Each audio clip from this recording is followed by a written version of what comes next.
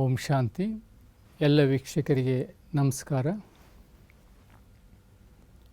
ಮೂರನೇ ಅಧ್ಯಾಯವನ್ನು ನಾವು ಜ್ಞಾನ ಕರ್ಮ ಸನ್ಯಾಸ ಯೋಗ ಅಂಥೇಳಿ ನಾವು ಕರಿತೀವಿ.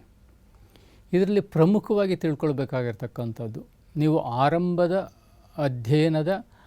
ಅಧ್ಯಾಯದ ಆರಂಭದಲ್ಲಿ ಅದನ್ನು ಬಹಳ ಚೆನ್ನಾಗಿ ನಾವು ಅಧ್ಯಯನ ಮಾಡಬೇಕು. ಇದರಲ್ಲಿ ಸುಮಾರು 3 ವಿಷಯಗಳನ್ನು ನಾವು ತಿಳ್ಕೊಳ್ಬೇಕಾಗ್ತದೆ. ಒಂದನೇದಾಗಿ ಇದನ್ನು ಯಾರಿಗೆ ಹೇಳಿದರು ಅಂತ. ಅಂದರೆ ಗೀತಾಚಾರ್ಯನಾಗಿರ್ತಕ್ಕಂಥ ಭಗವಂತ ಹೇಳ್ತಾನೆ, ನೋಡು, ನಾನು ಇದನ್ನು ಜ್ಞಾನ ಸೂರ್ಯನಾಗಿರ್ತಕ್ಕಂಥ ಸೂರ್ಯನಿಗೆ ಹೇಳಿದೆ. ಸೂರ್ಯ ಇಕ್ಷಾಕುವಿಗೆ ಹೇಳ್ದೆ, ಇಕ್ಷಾಕು ಅಗಸ್ತ್ಯನಿಗೆ ಹೇಳ್ದೆ, ಅಗಸ್ತ್ಯ ರಾಮನಾಗಿ ಹುಟ್ಟಿದಾಗ ರಾಮನಿಗೆ ಬೋಧನೆಯನ್ನು ಮಾಡ್ದ ಅಂತ ಹೇಳ್ತಾನೆ. ರಾಮನು ಆ ವಿಷಯವನ್ನು ತೆಗೆದುಕೊಂಡು ದ್ವಾಪರ ಯುಗದಲ್ಲಿ ಕೃಷ್ಣನಾಗಿ ಬಂದಾಗ ಇದನ್ನು ನಿನಗೆ ನಾನು ಹೇಳ್ತಾ ಇದ್ದೀನಿ ಅಂತ ಹೇಳ್ತಾನೆ. ನೋಡಿ, ಎಲ್ಲಿ ಇದು ರಾಜ ಋಷಿಗಳಿಂದ ಬಂದಿದ್ದು, ಪ್ರಾಚೀನವಾದುದು, ಆರ್ವಾಚೀನವಾದ, ಇದೇನು ಮೊದಲಲ್ಲ, ಹಿಂದೆಯೂ ಇತ್ತು, ಈಗೂ ಇದೆ ಅಂತ ಹೇಳ್ತಾನೆ.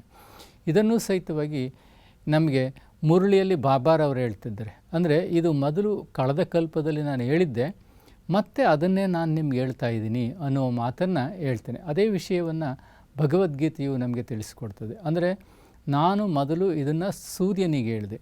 ಅಂದರೆ ಇಲ್ಲಿ ಯಾರಿಗೆ ಹೇಳಿದರು ಅಂದರೆ ಜ್ಞಾನ ಸೂರ್ಯನಾಗಿರ್ತಕ್ಕಂಥ ಭಗವಂತ ಏನಿದ್ದಾನೆ ಅದು ಬ್ರಹ್ಮ ತಂದೆಗೆ ಹೇಳಿದೆ ಎನ್ನುವ ಮಾತನ್ನು ಆ ರೂಪದಲ್ಲಿ ಹೇಳಲಾಗಿದೆ. ಬ್ರಹ್ಮ ಬಾಬಾರವರು ಸಹಿತವಾಗಿ ಅವರು ಸಮಾನ ಸ್ಥಿತಿಯನ್ನು ಪಡೆದಂಥವರು. ಹಾಗಾಗಿ ಈ ಸಂಸ್ಥೆ ಆರಂಭವಾಗೋದಕ್ಕಿಂತ ಮೊದಲು ಭಗವಂತ ನಿರಾಕಾರ ಲೋಕದಿಂದ ಅಂದರೆ ಪರಮಧಾಮದಿಂದ ಈ ಸೃಷ್ಟಿಗೆ ಬಂದು ಮೊದಲು ದಾದಾ ಲೇಖರಾಜ್ ಅವರಿಗೆ ಸಾಕ್ಷಾತ್ಕಾರವನ್ನು ಮಾಡಿಸ್ತಾರೆ. ಆ ಸಾಕ್ಷಾತ್ಕಾರವನ್ನು ಮಾಡಿಸಿದಾಗ ಅವರಿಗೆ ಆತ್ಮನ ಸಾಕ್ಷಾತ್ಕಾರ, ಸ್ವರ್ಗದ ಸಾಕ್ಷಾತ್ಕಾರ, ಈ ನರಕದ ವಿನಾಶ, ಸೃಷ್ಟಿಚಕ್ರ ಎಲ್ಲವನ್ನೂ ಅವರಿಗೆ ಸಾಕ್ಷಾತ್ಕಾರದ ಮೂಲಕ ವಿಜುವಲೈಸೇಷನ್ ಅಂತೇಳಿ ಕರಿತೀವಿ. ಆ ವಿಜುವಲೈಸೇಷನ್ ಮೂಲಕವಾಗಿ ಅವರಿಗೆ ಜ್ಞಾನವನ್ನು ತಿಳಿಸ್ಕೊಡ್ಲಾಯಿತು. ಹಾಗೆಯೇ ಈ ಜ್ಞಾನವನ್ನು ತಿಳಿಸ್ಕೊಟ್ಟಂತಹ ಆ ಜ್ಞಾನ ಸೂರ್ಯನಾಗಿರ್ತಕ್ಕಂಥ ಭಗವಂತ ಮೊದಲು ಯಾರಿಗೆ ಹೇಳಿದರು? ಮನುವಿಗೆ ಹೇಳ್ದ ಅಂತ ಹೇಳ್ತಾರೆ. ಮನು ಅಂದರೆ ಯಾರು? ಅವನು ಭೀಷ್ಮ ಪರ್ವದಲ್ಲಿ ಬರ್ತಕ್ಕಂಥ ಒಂದು ಮಾತು, ಅಂದರೆ ಮನುವಿನ ವಿಷಯ ಬರ್ತಕ್ಕಂಥದ್ದು. ಹಾಗಾಗಿ ಈ ಮನು ಈ ವಿಶ್ವದ ಮೊದಲ ರಾಜಕುಮಾರ. ಅಂದರೆ ರಾಜ ಪರಂಪರೆ ಆರಂಭವಾಗಿದ್ದೇ ಮನುವಿನಿಂದ. ಅಂದರೆ ಅನೇಕ ಮನುಗಳನ್ನು ತೋರಿಸ್ತಾರೆ, ಒಂದೊಂದು ಮನುವಿನ ವರ್ಷ ಅಂತಲೂ ಲೆಕ್ಕ ಹಾಕ್ತಾ ಹೋಗ್ತಾರೆ. ಅದೇನೇ ಇರಲಿ, ಆದರೆ ಮನು ಅಂದರೆ ಯಾರು? ಅದೇ ಬ್ರಹ್ಮ ತಂದೆ ಶ್ರೀಕೃಷ್ಣನಾಗಿ ಜನ್ಮ ಪಡೆದು ನಾರಾಯಣನಾಗಿ ಪ್ರಥಮ ರಾಜಕುಮಾರನಾಗಿ ರಾಜನಾಗಿ ಈ ವಿಶ್ವವನ್ನು ವಿಶ್ವ ಮಹಾರಾಜನಾಗಿ ಆಳ್ತಾರೆ.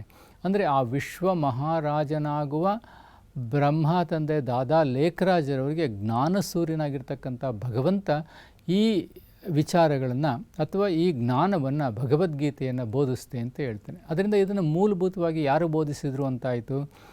ಸ್ವಯಂ ನಾರಾಯಣೇನ, ಅಂದರೆ ಸ್ವಯಂ ಭಗವತಿ ನಾರಾಯಣೇನ, ಅಂದರೆ ಸ್ವಯಂ ಭಗವಂತನು ಯಾರಿಗೆ ಬೋಧನೆ ಮಾಡಿದರು?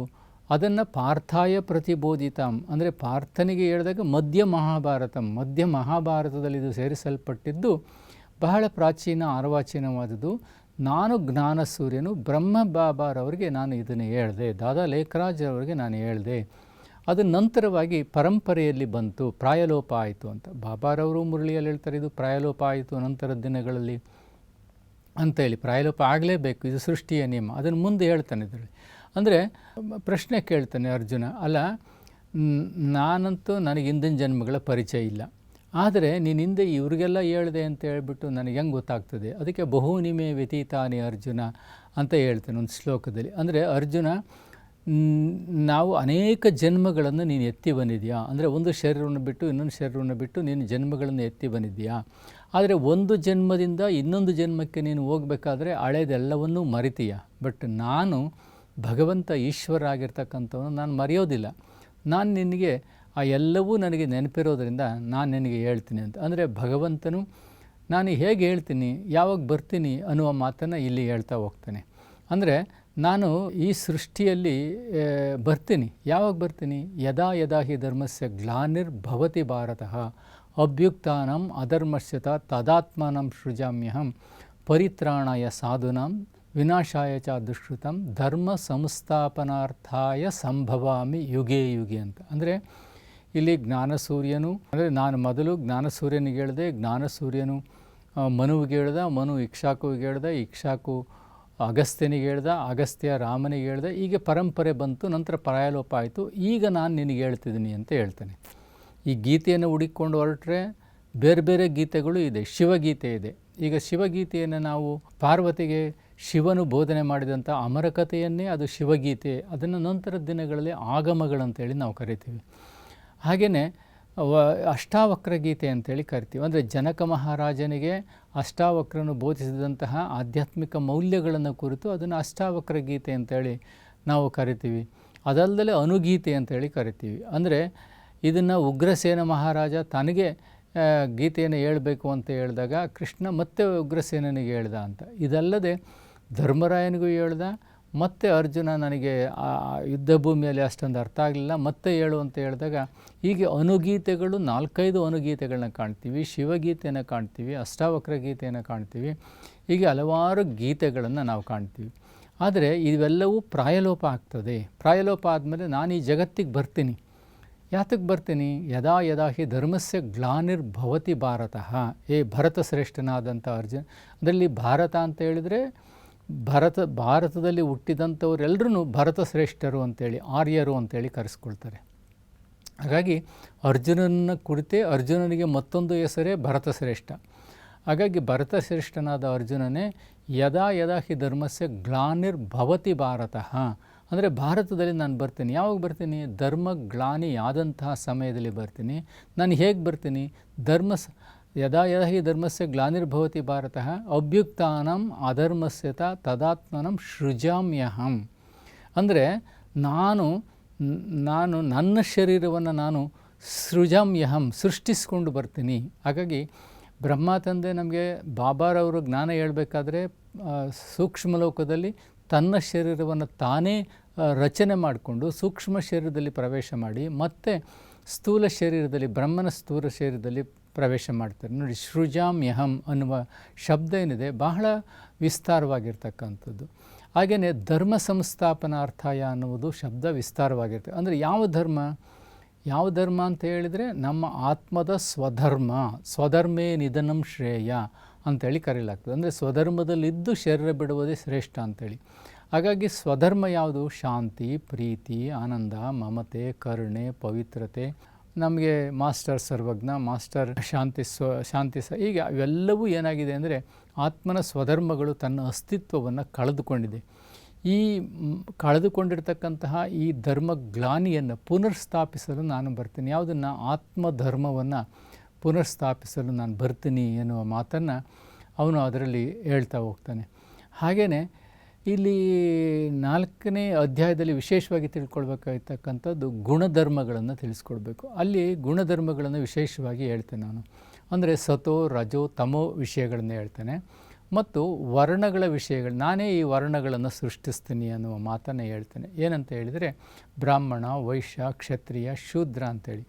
ಅಂದರೆ ಇದು ಗುಣಕರ್ಮಗಳೇ ಹೊರತು ಇದನ್ನು ಯಾರೂ ಜನ್ಮತಃ ಪಡೆದಿರೋದಿಲ್ಲ. ಅಂದರೆ ಜಾತಿಯು ಜನ್ಮತಃ ಅಲ್ಲ, ಧರ್ಮವೂ ಜನ್ಮತಃ ಅಲ್ಲ.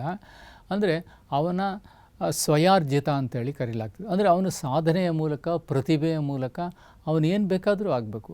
ಒಬ್ಬ ಸಾಮಾನ್ಯ ಶೂದ್ರನಾಗಿರ್ತಕ್ಕಂಥವನು ಅವನು ಚಕ್ರವರ್ತಿ ರಾಜನಾಗ್ಬೋದು. ಸಾಮಾನ್ಯ ಒಬ್ಬ ಶೂದ್ರನಾಗಿರ್ತಕ್ಕಂಥವನು ವಿಶ್ವಾಮಿತ್ರನಂತೆ ಅವನು ಶ್ರೇಷ್ಠ ಋಷಿಯೂ ಆಗ್ಬೋದು.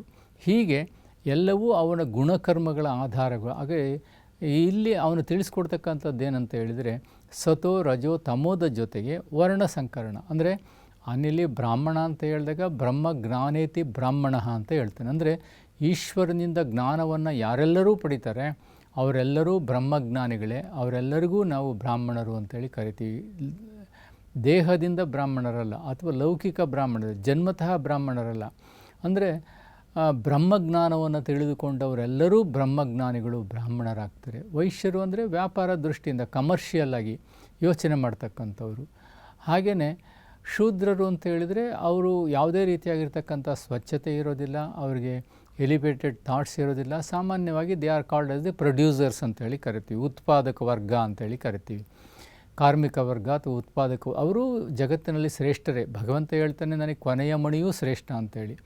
ಹಾಗಾಗಿ ಶೂದ್ರ ಅಂತ ಹೇಳಿದರೆ ಅವರು ಹೆಚ್ಚು ಯೋಚನೆ ಮಾಡಲಿಕ್ಕೆ ಸಾಧ್ಯತೆ ಇಲ್ಲದೇ ಇರತಕ್ಕಂಥವ್ರು. ಅಂದರೆ ಪ್ರೊಡ್ಯೂಸರ್ಸ್ ಅಂದರೆ ಕೆಲಸ ಮಾಡ್ತಕ್ಕಂಥವ್ರು. ಅವ್ರು ಯಾವುದೇ ಉದ್ಯೋಗ ವ್ಯವಹಾರಗಳನ್ನ ಮಾಡ್ತಾ ವಸ್ತುಗಳನ್ನು ಉತ್ಪಾದನೆ ಮಾಡ್ತಕ್ಕಂಥವ್ರು. ಹಾಗಾಗಿ ಈ ವರ್ಗಗಳನ್ನು ನಾನೇ ಸೃಷ್ಟಿ ಮಾಡಿದೆ. ಅಂದರೆ ಜ್ಞಾನ ಕೊಟ್ಟಾಗ ಜ್ಞಾನದ ಆಧಾರದ ಮೇಲೆ ಅವ್ರು ಯಾವ್ಯಾವ ರೀತಿ ಜ್ಞಾನ ಪಡಿತಾರೋ, ಯಾವ ರೀತಿಯಲ್ಲಿ ಅನುಭವ ಮಾಡ್ತಾರೋ, ಅವರ ಅನುಭವ ಜ್ಞಾನ ಯೋಗಕ್ಕನುಸಾರವಾಗಿ ಅವರು ಪದವಿಗಳನ್ನು ಪಡೆದುಕೊಳ್ತಾರೆ. ಅದನ್ನು ಕುರಿತು ಈ ಅಧ್ಯಾಯದಲ್ಲಿ ತಿಳಿಸ್ಕೊಡ್ಬೇಕಾಗ್ತದೆ. ಇದರಲ್ಲಿ ಮುಖ್ಯವಾಗಿ ನಾವು 3ನೇ ಅಧ್ಯಾಯದಲ್ಲಿ ತಿಳ್ಕೊಳ್ಬೇಕಾಗಿರ್ತಕ್ಕಂಥದ್ದು ಒಂದು, ಇದು ಯಾರಿಗೆ ಹೇಳಿದರು ಅಂತ. ಅಂದರೆ ಭಗವಂತ ಈ ಕಲಿಯುಗದ ಅಂತ್ಯದಲ್ಲಿ ಸತ್ಯುಗದ ಆದಿಯಲ್ಲಿ ದಾದಾ ಲೇಖರಾಜರವರ ಶರೀರದಲ್ಲಿ ಬಂದು ನಮಗೆ ಜ್ಞಾನವನ್ನು ಹೇಳಿದರು. ಹಾಗಾದರೆ ಆ ಜ್ಞಾನ ಯಾತಕ್ಕಾಗಿ ಅಂದರೆ ತಾನೇ ಸೃಷ್ಟಿಸ್ಕೊಂಡು ಈ ಜಗತ್ತಿಗೆ ಬಂದು ಜ್ಞಾನ ಹೇಳಿ ನಮ್ಮನ್ನು ಸಾಮಾನ್ಯ ಮಾನವರಿಂದ ದೇವಮಾನವರನ್ನಾಗಿ ನಾನು ಮಾಡ್ತೀನಿ. ವರ್ಣ ಸಂಕರಣಗಳನ್ನು ಕುರಿತು ಹೇಳ್ತಾರೆ. ಅಂದರೆ ನಾನು ಈ ವರ್ಣಗಳಲ್ಲಿ ಸಾಮಾನ್ಯರನ್ನೂ ಸಹಿತವಾಗಿ ನಾನು ಶ್ರೇಷ್ಠ ಚಕ್ರವರ್ತಿಗಳನ್ನಾಗಿ ಮಾಡ್ತೀನಿ, ಅಂದರೆ ಲಕ್ಷ್ಮೀನಾರಾಯಣರನ್ನಾಗಿ ಮಾಡ್ತೀನಿ ಅನ್ನುವುದನ್ನು ಇಲ್ಲಿ ಹೇಳ್ತಾ ಹೋಗ್ತಾರೆ. ಈ ಎರಡು ವಿಷಯಗಳನ್ನು ಜೊತೆಗೆ ನಾವು ವರ್ಣಗಳನ್ನು ತಿಳ್ಕೊಳ್ಬೇಕಾಗ್ತದೆ. ಹಾಗೆಯೇ ಗುಣಕರ್ಮಗಳನ್ನು ಸತೋ ರಜೋ ತಮೋ ಈ 3 ವಿಷಯಗಳನ್ನು ಹೀಗೆ ಒಟ್ಟಾರೆಯಾಗಿ ಆಧ್ಯಾತ್ಮಿಕ ಮೌಲ್ಯಗಳನ್ನು ತಿಳಿದುಕೊಂಡಾಗ ನಮ್ಮ ಜೀವನದಲ್ಲಿ ನಾವು ಸಾಧನೆಯನ್ನು ಮಾಡಲಿಕ್ಕೆ ಇವೆಲ್ಲವೂ ಸಹಿತವಾಗಿ ರೂವಾರಿ ಆಗ್ತದೆ ಅಂತ ಹೇಳ್ತಾ ಎಲ್ಲರಿಗೂ ಒಳ್ಳೆಯದಾಗಲಿ. ಓಂ ಶಾಂತಿ. ಧನ್ಯವಾದಗಳು.